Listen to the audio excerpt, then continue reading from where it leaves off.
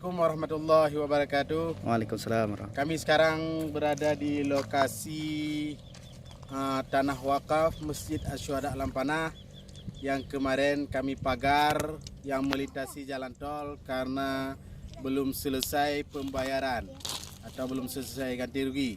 Pada hari ini tanggal 17 Maret 2020 sudah selesai proses ganti rugi atau pembayaran tanah wakaf ini.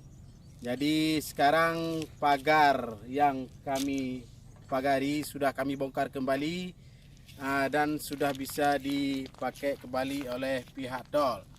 Jadi kami sudah melepaskan hak kami karena kami juga sudah mendapatkan ganti rugi tanah wakaf. Mungkin jadi kami juga tidak bermaksud untuk menghalangi proses pembangunan jalan tol karena memang belum selesainya segala proses pembayaran. Jadi sekarang semuanya sudah clear, sudah jelas. Jadi sekarang sudah kami serahkan kembali kepada pihak tol.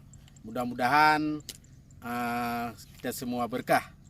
Amin. Jadi mungkin ini saja yang dapat kami sampaikan. Assalamualaikum warahmatullahi wabarakatuh. Waalaikumsalam warahmatullahi wabarakatuh.